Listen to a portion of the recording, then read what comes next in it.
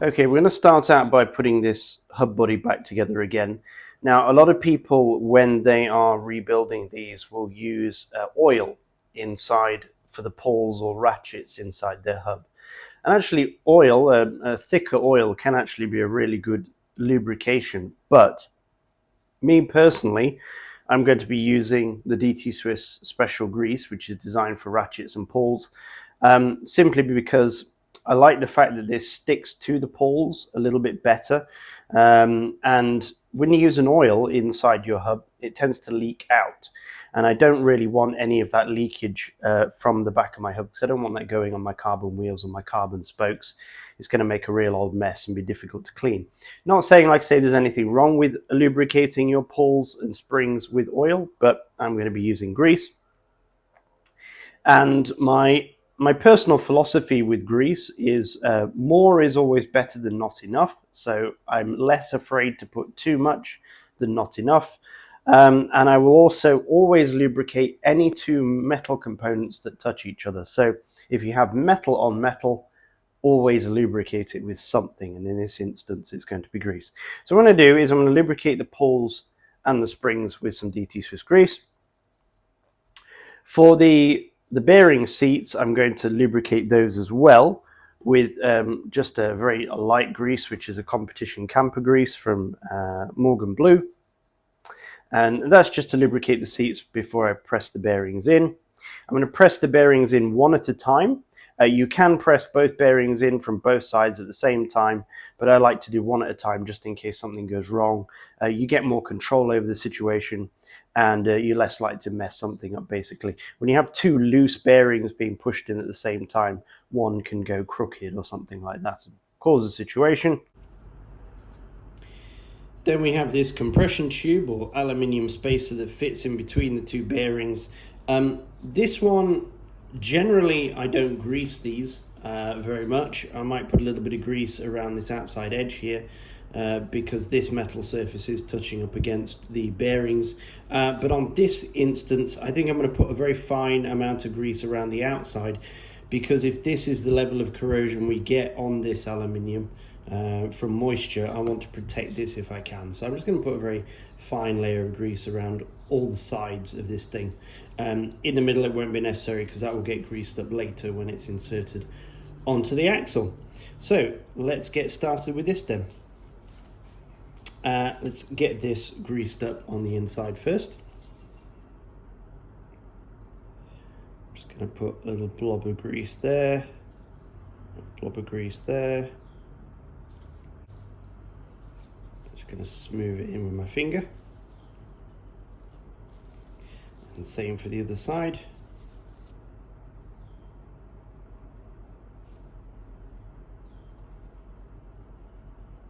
It's only a small amount of grease, like I say, just to act as a bit of a lubricant for the bearings that are going to go in there. It can't hurt to put some in. First bearing.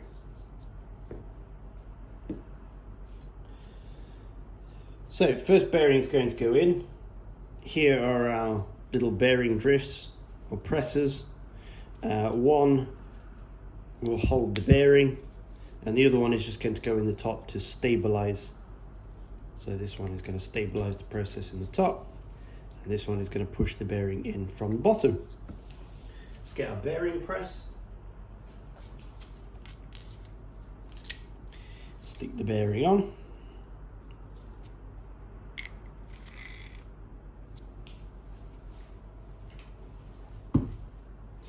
Speed spacer. In this instance, I like to use speed spacers, it just makes life a bit easier. And then we can press this one in all the way. There's absolutely no danger of over pressing this bearing. So make sure it's nice and tight. There we go, job done. Simple as that. That went in very easily.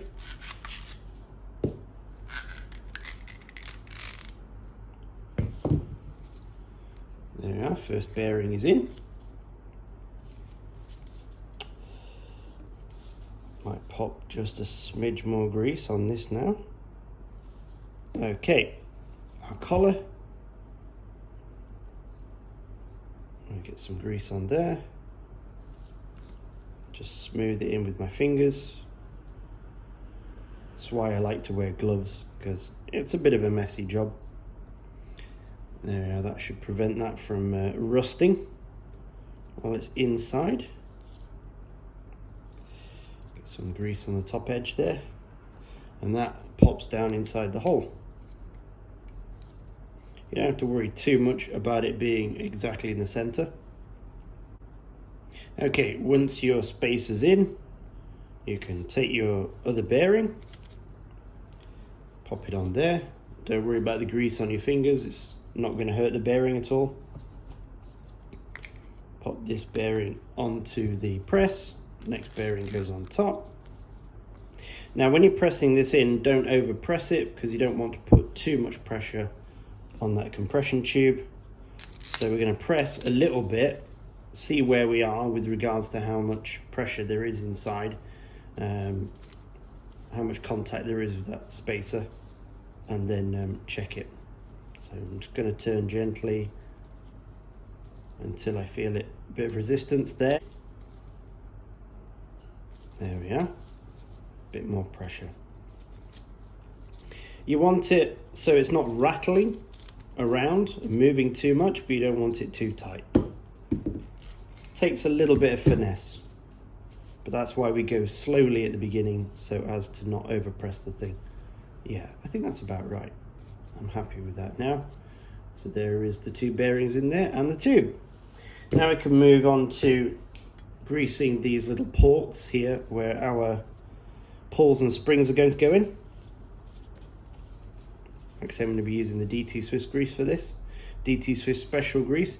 If you don't have anything like this, then this stuff is absolutely fine, just a light wheel grease. Morgan Blue is a great place to go for greases, or a great manufacturer of greases. So I'm going to put a smidgen of DT Swiss grease in each hole.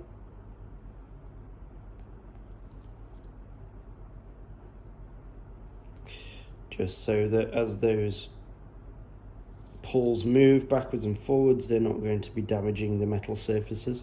Those pulls, of course, are steel, and the recesses that they live in are aluminium, so there's potential there for wear if you don't add some form of lubrication. Now, some people might say that it's a bad idea to use grease because it can slow things down, or you know, gunk up your pulls. That's why we're using a very light grease that's not very sticky. And other people worry, of course, about dirt as well getting in there, and if you add dirt to grease, then you obviously make a bit of a grinding paste. But for me, I'd rather have the grease in there protecting against water, protecting against the two metal moving parts, and then just more regularly service my wheels. You know, every 6 months to a year should be enough, to be honest with you. Let's get these pulls back in. Now we can see the wear on these pulls, and that is it will be at the bottom. So that means the pulls must go in this way, like that. So pull and then a spring.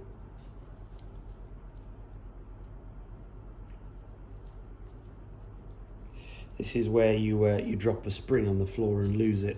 There we go. That's how it should look. Don't worry about the excess grease in there, that's not a problem. Like I say, my philosophy is too much grease is better than not enough. You can always wipe the excess away later, or it'll squeeze out of joints and things itself. You know, sometimes when you over grease a wheel hub, the grease will just squeeze out the sides later. But it's better than not having enough grease in there and things wearing prematurely because metal is rubbing on metal. Last one.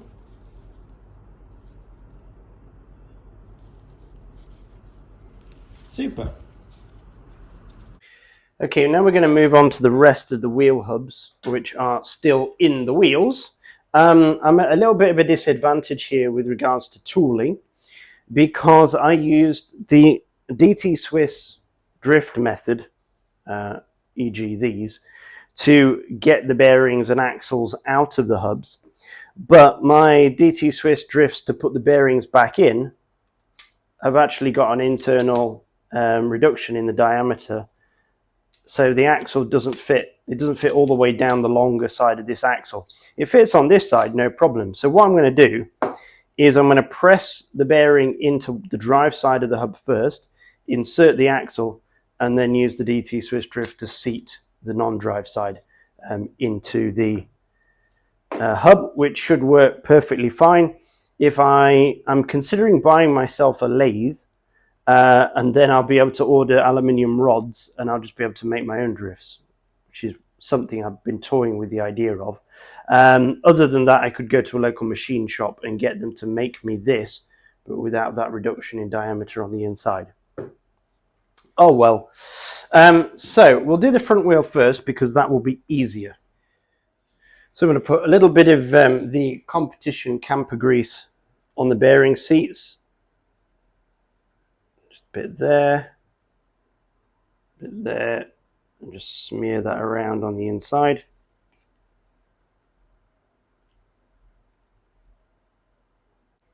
Okay, good. Now that's done,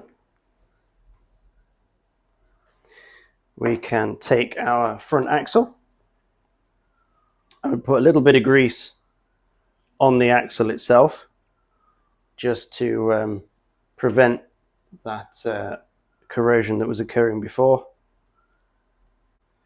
That should do the trick. And then a little bit of grease on the axle itself, the bearing seat of the axle.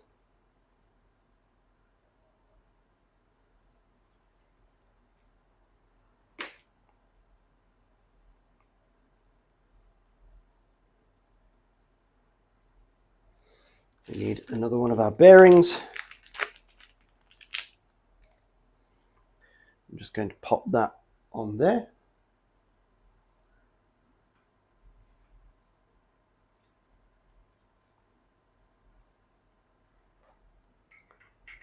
Stick that in our drift. Just tap that down slightly. There we are. So one bearing is seated on there.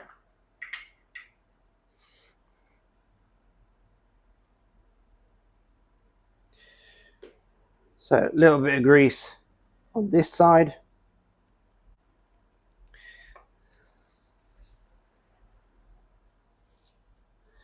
Then we can put our wheel on top. I'm going to do the same again as I did with the other bearings. I'm just going to press one side at a time to avoid damaging anything. So make sure that's all lined up, which it is. And tap it until the sound changes. Like that. It'll give a more of a dead sound when it's all the way down. Take that off there. Smear some of that grease back. Lovely.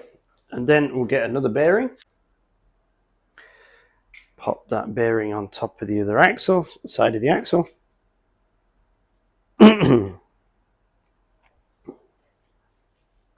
Get our drift.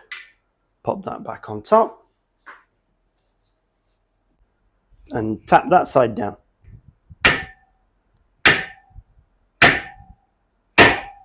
And you hear the change in the sound. Sounds a lot more dead when it's gone all the way.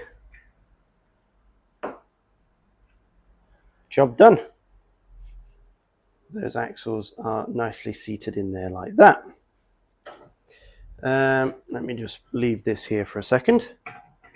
What I want to do now is put the end caps on, and I'm going to put a bit of grease on the bearings on the outside of the bearings, just to help prevent water going in the end caps and passing the seals and ending up inside the bearings, which we don't want. So what I'm going to do is I'm going to put a little bit of Morgan Blue calcium grease. So I'll just apply a little bead of this grease to the caps. There we go, like that. One on there. Another little bead of grease.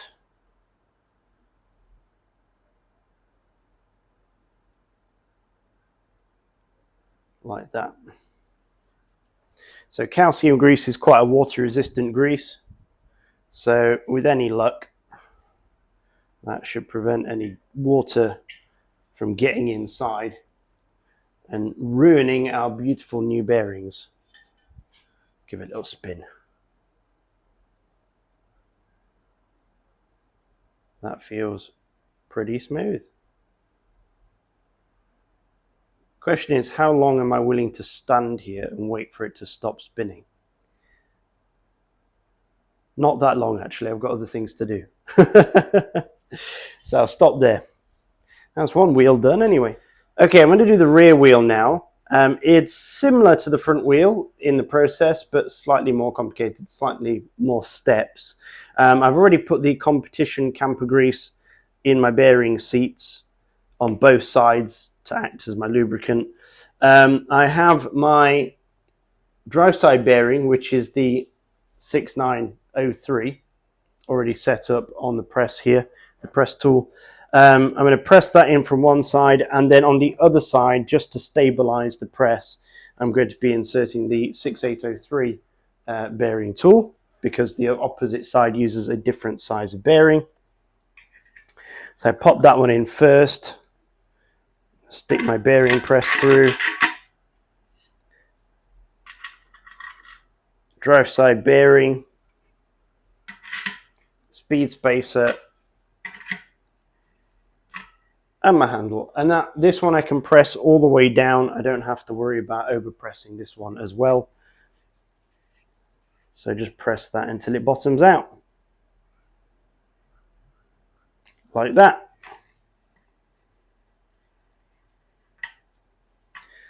Okay, we're doing all right so far.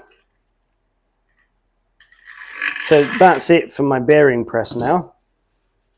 Because once the axle goes in, I won't be able to use the bearing press anymore, because the axle is going to be in the way. That is where the drifts come in, and I'll be drifting the shorter side of the axle. All right, just pop this down for a second. Now I'm going to grease up my axle.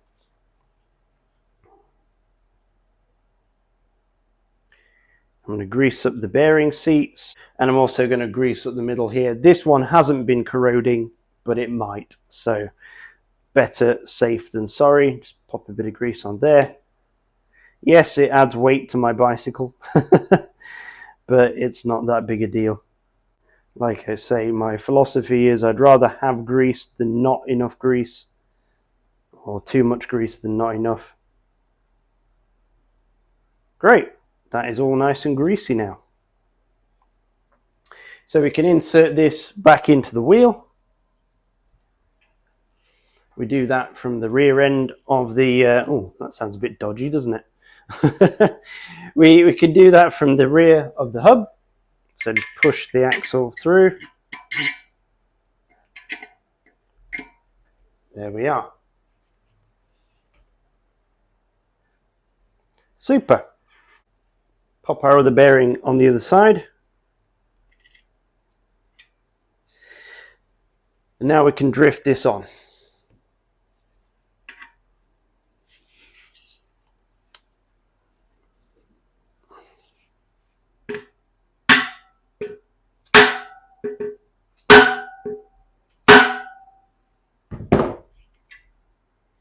There we go. Super.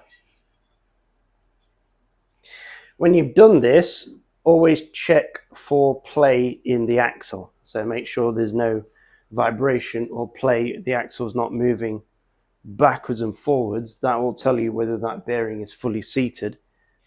Now we're just going to put both parts of the wheel back together again. I'm going to be using the DT Swiss special grease for the hub internals. First part to go on, which is very easy to forget in a lot of these wheels, is this tiny little washer or spacer. Some wheels have these, other wheels don't. Just going to pop a little bit of DT Swiss grease down at the base where the bearing is. around the base of the axle, and that is going to hopefully sit underneath this washer and prevent wear. So tap that down there, and then I'm going to put some more grease on top. Again, trying to prevent any wear to that very thin and sensitive washer that's in there. Next, with the hub body, I'm going to apply a bit of competition camper grease on the bearings on both sides inside, just so when I slide it onto the axle, it's a little bit lubricated.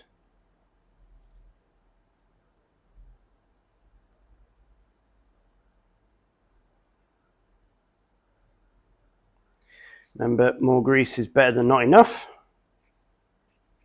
Okay. Now, to get these pulls in, they won't actually depress by themselves, and you'll struggle to actually get this thing to go on. With some wheels, when you push the hub body back on, you can actually turn the hub body and it will lock itself into place. But I find with these ones, it's a little bit finicky. Another good reason to use grease when rebuilding these is so that the pulls don't fall out when you tip it upside down. This is the washer that sits on the outside and actually prevents water from getting inside the hub, or is supposed to anyway.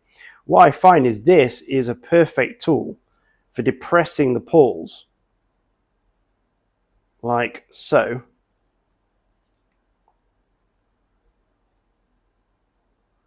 There we are. So now all the pulls are slightly squeezed in by this rubber ring.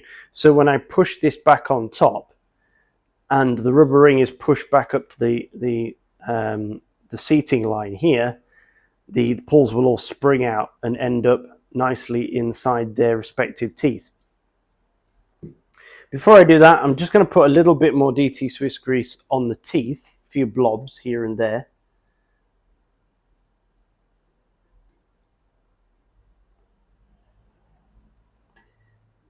Just to act as a lubricant for those pulls.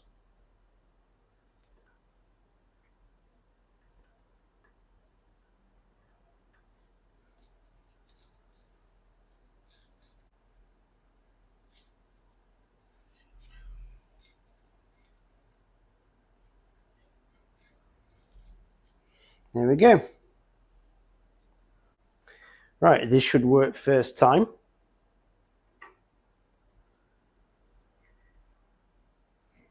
Let's get a little bit more light in here.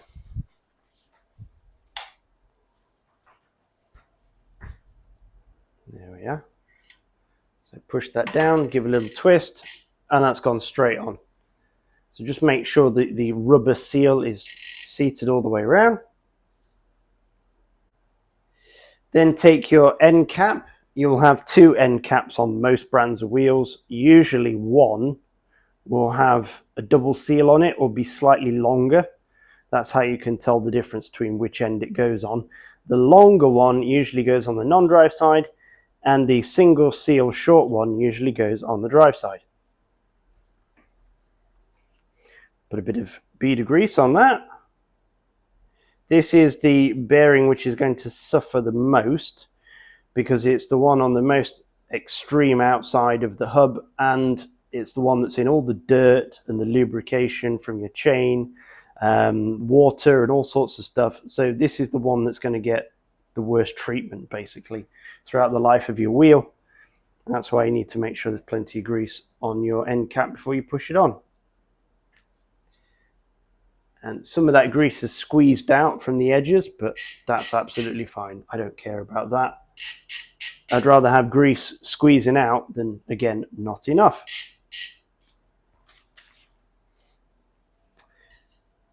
So, I can remove this one.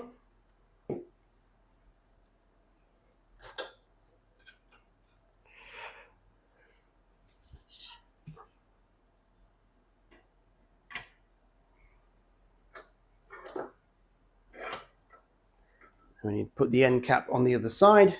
Same again. bead of grease, waterproof grease, calcium grease. Calcium grease is good because although it's water resistant or waterproof, it's not very thick. You know, it's not heavy. If you use Morgan Blue waterproof grease or aquaproof grease, that stuff is really thick and it will slow your hub down. So this stuff is about the best you can do. Super, that's really great on there. Let's give it a little bit of a spin test.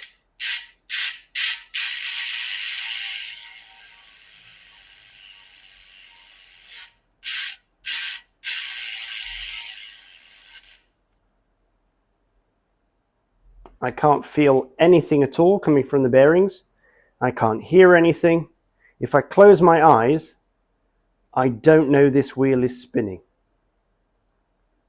So that's a good sign. If you can feel something coming from your wheel, like a vibration or movement, or you can hear it when it's just spinning on the bearings, then that's a good indication that something's worn or something's wrong.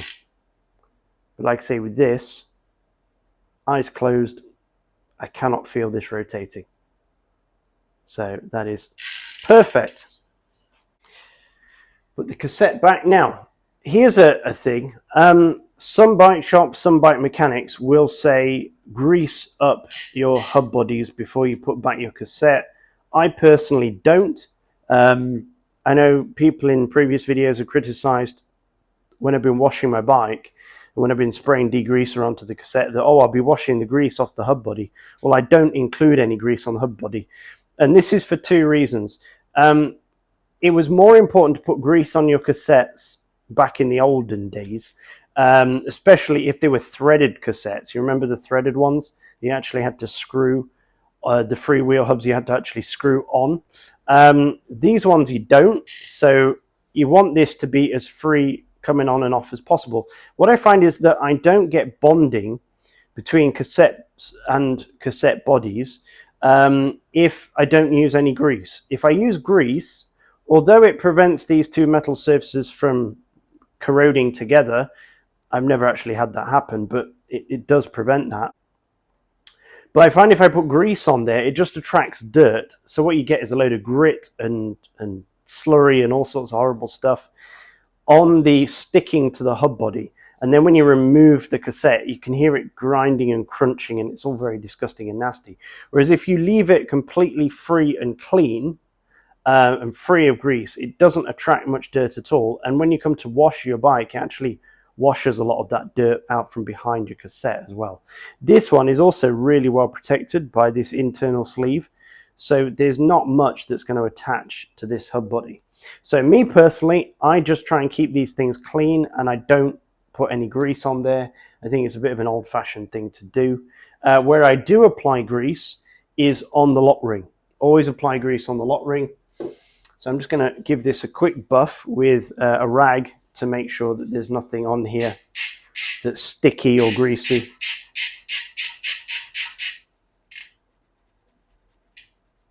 There we go.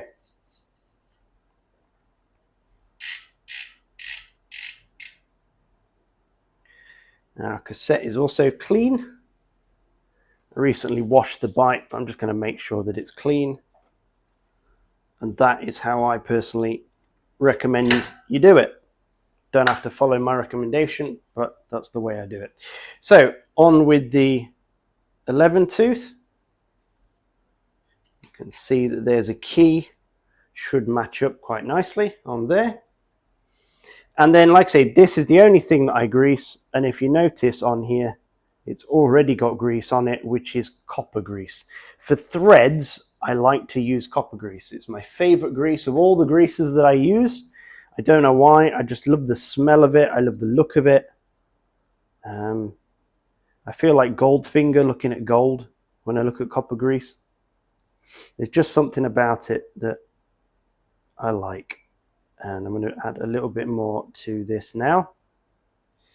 Some people call it anti-seize, but I've always called it copper grease because that's what my dad always used to call it. Don't get it on your disc brakes, that's for sure. But for applications like this, absolutely fantastic. And when I am reinstalling a cassette, I always use the cassette tool in my hand first before applying any torque to it. And I reverse it first to make sure that the threads are lined up. And then I tighten it by hand. That way these threads are very thin. With these aluminium lock rings, they're very easy to damage, very easy to tear. So I always do it by hand at first to make sure that I'm not going to tear anything or damage anything. Once I can't tighten it anymore by my hand and I'm absolutely 100% sure I haven't cross-threaded it or anything like that, then you can take your tool, your socket set or whatever, and finish the job.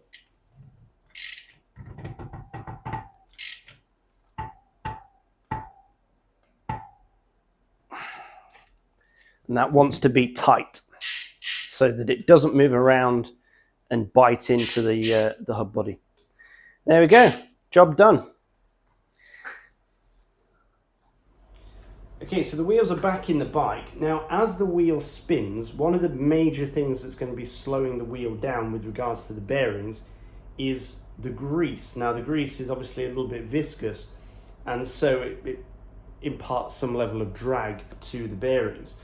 As the wheels heat up, as the bearings heat up from rolling and usage, that grease will start to liquefy, it will start to warm, and as it warms it will become more liquid, and it will push and move around inside the bearings, and so the bearings will actually get more efficient after a little bit of use. With the back wheel, also what's slowing it down is going to be the pawls as well. So although I can spin this wheel now, and it's going to spin quite well, it will slow down quite quickly because of the pawls, the springs and the grease that's stopping it.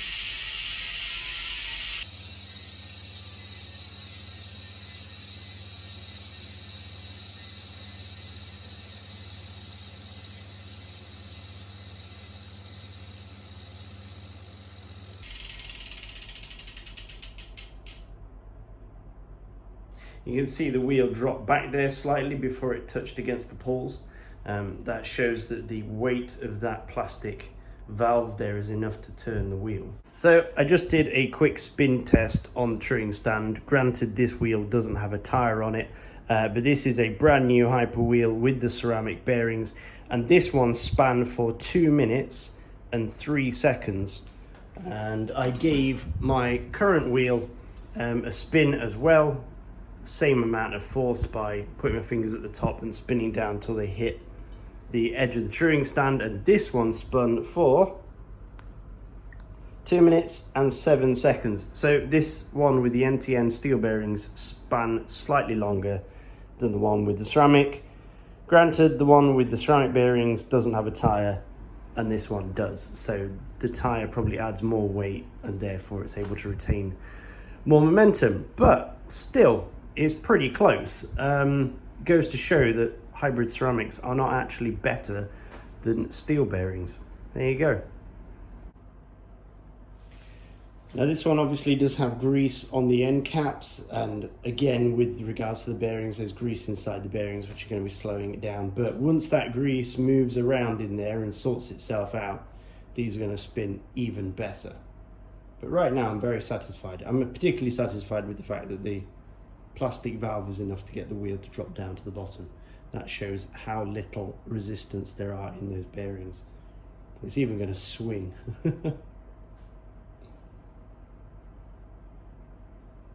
That's fantastic. Anyway folks, that about wraps it up. Thank you very much for watching, and as always, when you're out riding, stay safe. Any comments, stick them in the comments section below. See you in the next video.